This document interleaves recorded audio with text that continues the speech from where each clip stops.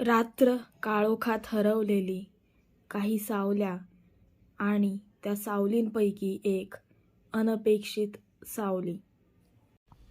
तुम्ही ऐकत आहात नकळत जवळ येताना ही कथा मालिका. अजूनही तुम्ही जर माझ्या चॅनलला सबस्क्राईब केले नसेल तर अवश्य सबस्क्राईब करा. वळूया आता कथेकडे. भाग 9. अनपेक्षित सावली. शिट, हा कोण? आदित्य तणतणला.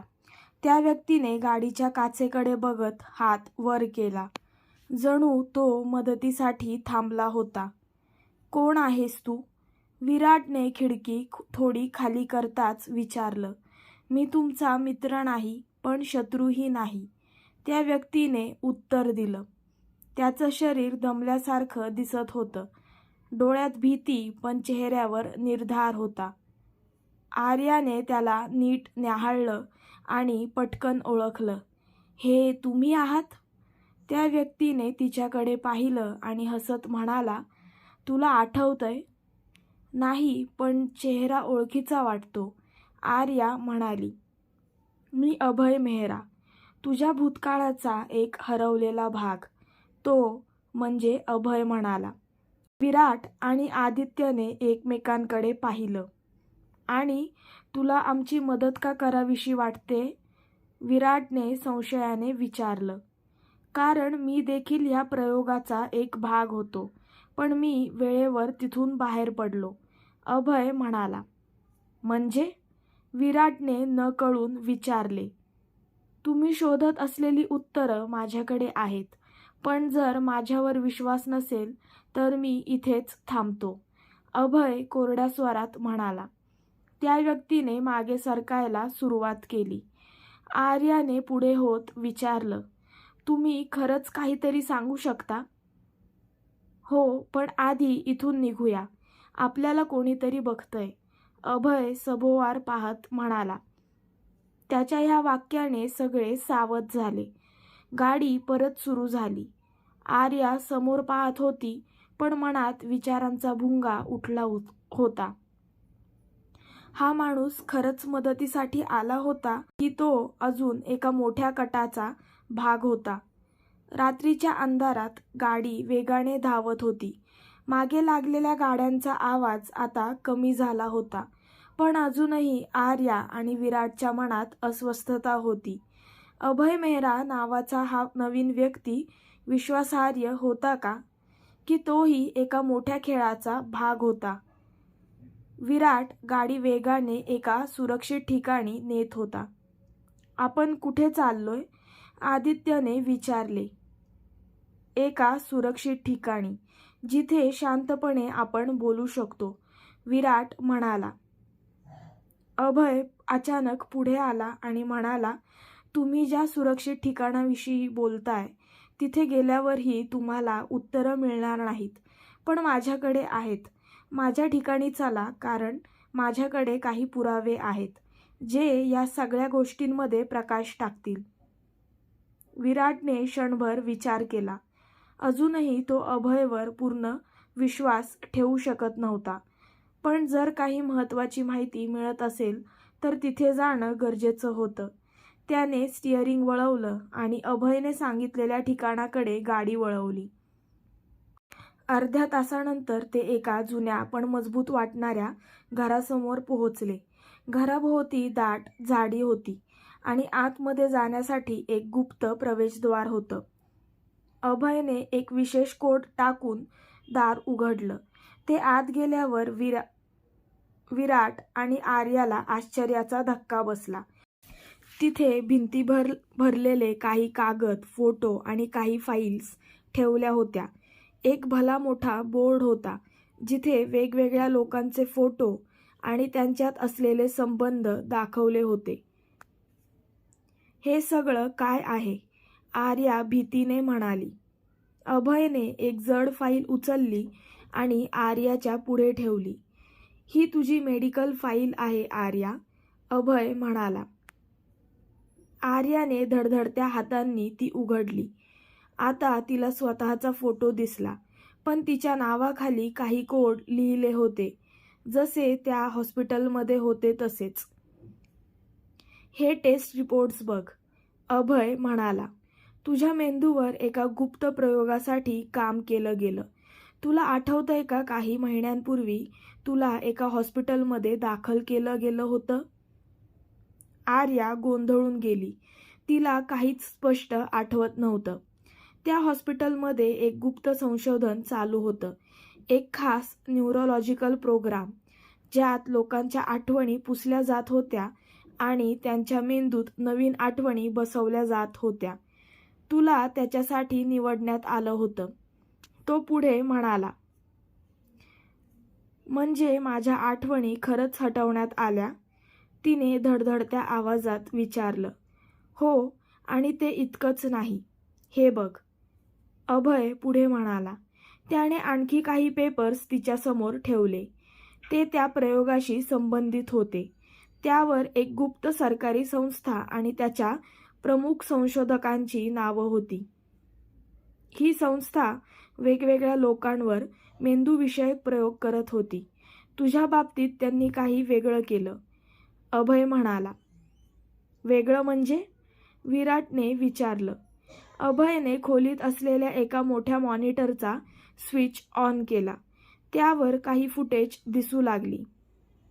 त्यातील एका व्हिडिओमध्ये एक स्त्री हॉस्पिटलमध्ये एका अंधाऱ्या खोलीत बसलेली होती.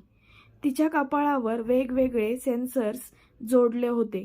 डॉक्टर तिच्या आजूबाजूला काही चाचण्या करत होते. विराटने पुढे होऊन तो व्हिडिओ नीट पाहिला आणि त्याचा श्वास रोखला गेला. आर्या, ही तू आहेस, भारावलेल्या स्वरात तो म्हणाला. आर्या क्षणभर सुन्न झाली. तिला स्वतःचा चेहरा बघून धक्का बसला. पण मला याची काहीच आठवण नाही, ती हलक्या आवाजात म्हणाली.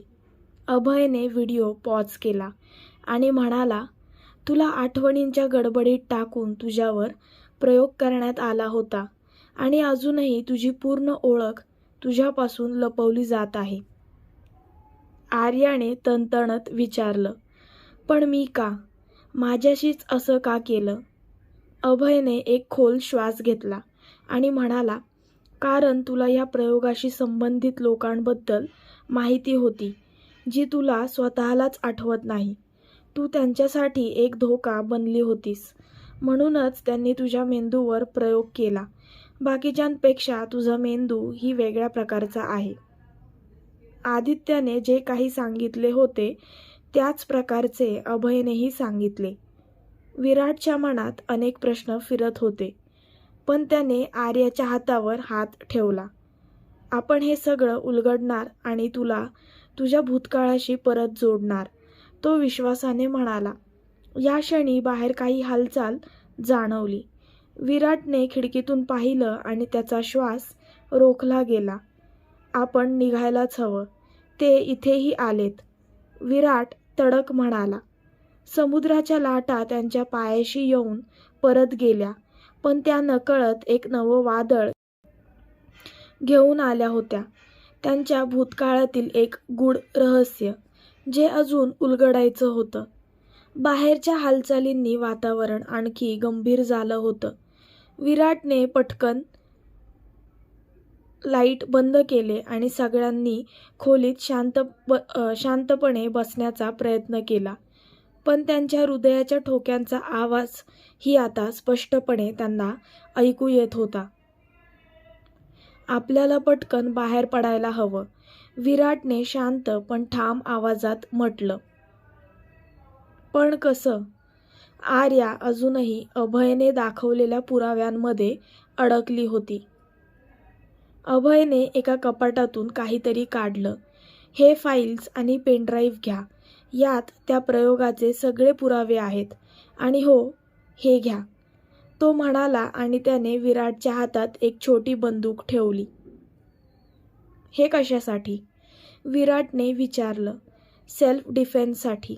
ते लोक केवळ माहिती घेण्यासाठी नाही, तर तुम्हाला संपवण्यासाठी आले आहेत. अभयचा आवाज गंभीर झाला. आदित्य शांतपणे सगळं पाहत होता. विराटने त्याच्याकडे पाहिलं आणि विचारलं, आता पुढे काय करायचं? आदित्यने पटकन त्यांच्या सुरक्षेचा विचार केला आणि म्हणाला, माझ्याकडे एक सुरक्षित जागा आहे, पण आपण इथून बाहेर पडू शकू का हे पाहावं लागेल. त्याच क्षणी दारावर एक जोरात धक्का बसला. त्यांना आपली जागा समजलीये. अभयच्या चेहऱ्यावर तणाव उमटला. अभयने पटकन भिंतीकडे जाऊन एक लपवलेले बटन दाबले. त्या खोलीच्या मागच्या बाजूने एक गुप्त मार्ग उघडला. याच्या दुसऱ्या बाजूला एक गाडी ठेवली आहे. तुम्ही जर तुमची गाडी घेऊन गेलात तर त्यांना सहज ते लक्षात येईल. त्यापेक्षा माझी गाडी घेऊन जा. लवकर चला. अभय तातडीने म्हणाला. आर्या, विराट आणि आदित्य पटकन त्या गुप्त मार्गातून बाहेर पडले. मागे अभय होता. तोही निघणार होता, पण त्याने थांबून काही मिनिटे त्या लोकांना गुंतवायचं ठरवलं. तुम्ही पुढे जा, मी त्यांना थांबवतो, अभय म्हणाला. पण तू? विराट काहीतरी बोलणार होता, पण अभयने त्याला थांबवलं. हे माझं काम आहे, मी यासाठीच आहे. त्याने त्यांच्या हातात अजून काही पुरावे दिले आणि मागे वळला. आर्या आणि बाकीचे त्या गुप्त मार्गातून पुढे गेले. बाहेर पोहोचताच त्यांना अभयने सांगितलेली गाडी दिसली. लवकर बसा. आदित्यने स्टिअरिंग हातात घेतलं आणि गाडी वेगाने पुढे नेली. तासाभरात ते एका निर्जन ठिकाणी पोहोचले. तिथे थोडासा आराम करण्याची त्यांना संधी मिळाली. पण आता नवे प्रश्न निर्माण झाले होते. विराट आणि आर्या दोघेही शांत होते. शेवटी आर्यानेच विचारलं, आदित्य, खरं सांग, तू आमच्या भूतकाळात होता का? आदित्य काही क्षण शांत राहिला आणि मग म्हणाला, हो. आधीही त्याने हेच उत्तर दिले होते. आदित्यने एक खोल श्वास घेतला आणि सांगू लागला, मी आधीही तुम्हाला सांगितले ना की मी त्या प्रयोगाचा प्रत्यक्ष भाग नव्हतो, पण मी त्याच्या सावलीत होतो. मी एकटा नव्हतो. आम्ही काही लोक होतो ज्यांना माहीत होतं की ही संस्था काहीतरी चुकीचं करत आहे. तुमच्या आजूबाजूला राहून हे सगळं बघूनही मी काही करू शकलो नाही. पण जर तुला माहिती होतं तर तू आम्हाला का नाही सांगितलं? आर्याने विचारलं. आदित्यचा चेहरा कठोर झाला. कारण मला वाटलं की तुम्हाला काहीच आठवत नाही आणि जर मी बोललो तर तुम्ही आणखी धोक्यात याल. पण आता गोष्टी बदलल्या आहेत. जर तुम्हाला हे सगळं आठवायचं असेल तर त्यासाठी एक उपाय आहे. कोणता? विराटने विचारले. एक ठिकाण आहे जिथे आपल्या मेंदूतील विसरलेल्या आठवणी जागरूक करता येऊ शकतात, पण तिथे जायला खूप धोका आहे, आदित्य म्हणाला. विराटने आदित्यकडे पाहिले. धोका तर तसाही आधीच पत्करला आहे आम्ही, आणि जीवही धोक्यात टाकला आहे. आता माघार नाही. आदित्यने डोळे बंद केले आणि शांतपणे म्हणाला, हो, आता वेळ आली आहे हे सगळं संपवायची. नवीन पुरावे, नवी माहिती आणि आता एका मोठ्या निर्णयाची वेळ आली होती. आपण हे सगळं संपवू शकतो का? आर्या मूकपणे आकाशाकडे बघत म्हणाली. विराटने तिच्या हातावर हात ठेवला आणि म्हणाला, हो, आपण हे सगळं संपवू आणि मग आपल्या आयुष्याचा ताबा परत घेऊ. रात्र अजूनही गडद होती, पण आता त्यांच्यासमोर नवा दिवस उगवण्याची आशा होती. आजच्या पुरतं एवढंच. जर तुम्हाला आजचा भाग आवडला असेल तर लाईक करायला विसरू नका. कमेंट्समध्ये तुमचं मत आणि पुढे काय घडेल याचा अंदाज नक्की सांगा. आणि हो, ही कथा तुमच्या मित्रमैत्रिणींना आवडेल असा विश्वास असेल तर नक्की शेअर करा. चॅनलवर नवीन असाल तर सबस्क्राईब करा आणि बेल आयकन प्रेस करा, जेणेकरून पुढचा भाग लगेच पाहायला मिळेल. पुन्हा भेटू पुढच्या भागात एका नव्या वळणासह. धन्यवाद.